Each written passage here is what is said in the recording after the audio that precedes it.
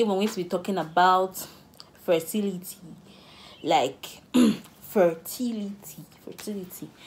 Every time I get people with, especially from films and discussions, people always like, is the woman that causes or determines the sex of the fetus. Like, you see a man and a woman, they'll be arguing, and the man will be insulting the woman and telling her that she's the cause of why he has no male children. She's the cause of why they're only girls. She's the cause of why they don't have no boys. I'm like, seriously? Today I'm going to enlighten you for you to shut up those men and make them become literate and understand what they're talking about. So before fertilization wants to occur now, every man and woman has what they call genotype.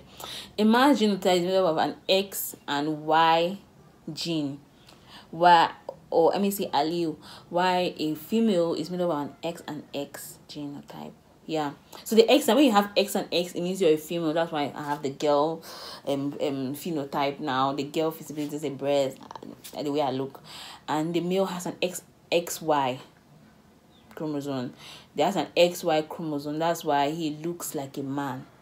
So when in a sperm cell and an egg cell wants to meet or fertilize, what happens is every chromosome is made up of 46. Every gene is made up of 46 chromosomes, both a man and a woman. So for you to make a baby, the woman has to give 23 chromosomes and the man has to give 23 chromosomes for them to mix like soup, or for them to meet, to collide, and then form the fetus or the zygote or the embryo.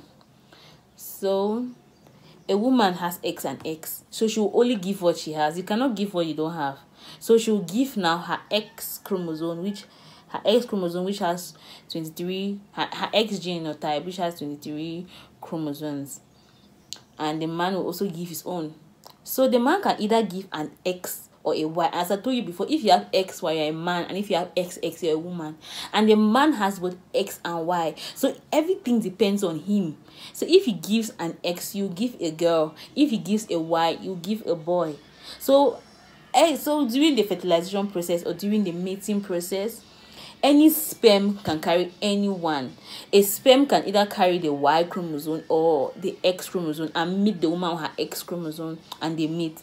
So if a man releases, or if the first sperm that meets the woman's X chromosome, the woman's X cell now, the first sperm it can carry by the X genotype or the Y genotype. The first one that meets the woman's X cell, we don't want to meet and form a girl or a boy. So from today, I don't want to ever hear that the woman is the cause of why I have female children. It's your fault. Actually, it's nobody's fault. But since we want to start pointing fingers, I'll better point the male, because people are the determining factor. People have both of them. We have just one. You can, as I said, you cannot give what you don't have. You understand now? So I have XX, you have XY.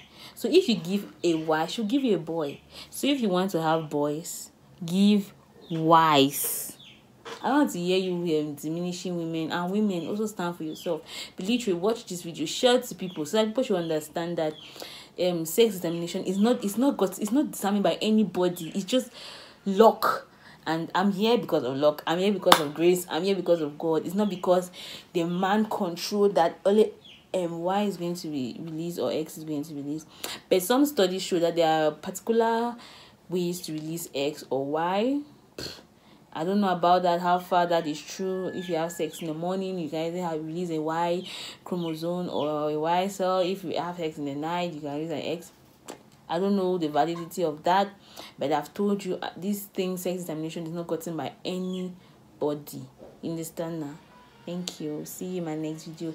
Please leave a like, share, and subscribe if you enjoyed the video. Bye bye. It's caught in the crossfire.